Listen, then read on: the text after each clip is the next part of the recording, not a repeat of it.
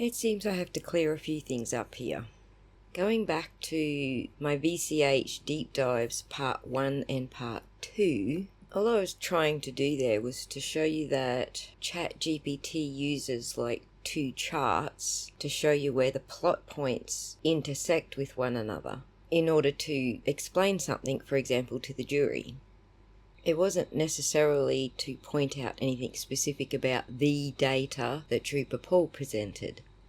It was more about asking ChatGPT the best ways to show that data. And also teaching you guys how to use ChatGPT. Part 2 was really putting the notes there into Notebook LM to see how it describes, in layman's terms, how you might put this to the jury. But at the end of the day, the defence would have to hire their own expert to do their own math and lay out the figures, demonstrate where the intersecting data is, and give a professional analysis.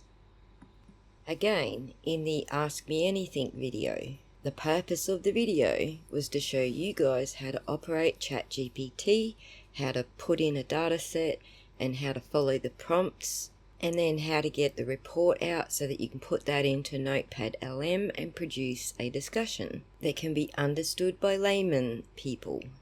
And once more, with the video analysis, some of you asked, can it analyse video? So I put it through the ropes, and yes, it can analyse video. And also, given a data set, it can also compare the analysis of the video with a data set. But all of the data sets I gave it were hypothetical, because all we're doing is experimenting with how the ChatGPT crunches the numbers, and how it might represent its findings in visual form. Because remember, that's the issue we thought we had in Karen Reid Trial 1.0, that the jury didn't get any visuals to understand some of the complexities. It doesn't really matter what the data sets are that I'm giving to the ChatGPT. What matters is they are similar to the type that Trooper Paul's trying to submit, and the questions that I'm asking it demonstrate clearly what you can and can't do with the ChatGPT.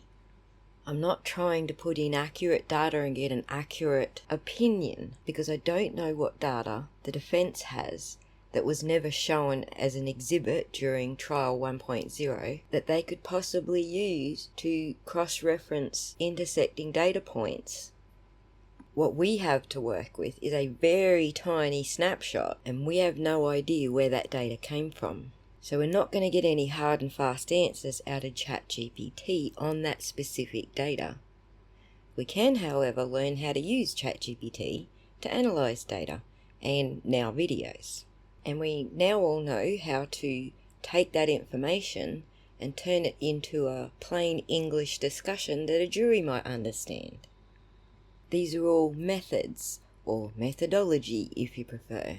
And the exercises were simply so that you understood the methods. If you want to take the data and put it into ChatGPT, now you know how to. But again, trying to draw hard and fast conclusions from such tiny, minute data sets isn't really going to help the defence. But hopefully it helps you to understand how to do all of these things and answer questions for yourself.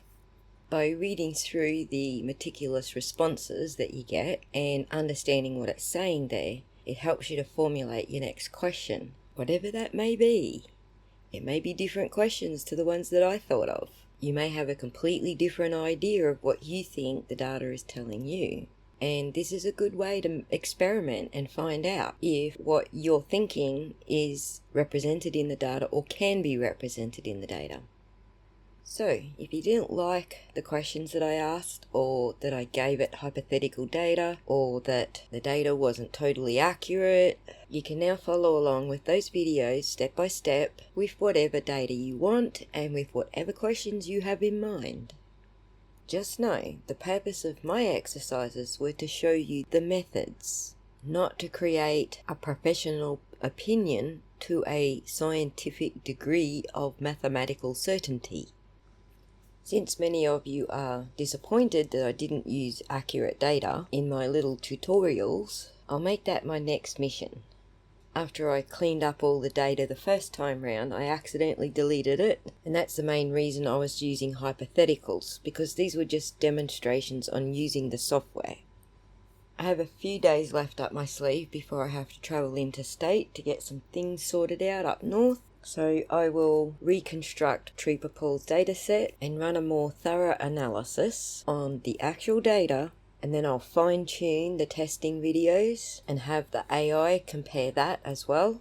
And then we'll see if the AI's learning model now understands better what I'm going to be asking of it and produces some more legible, accurate visualizations for us to use. So hang in there.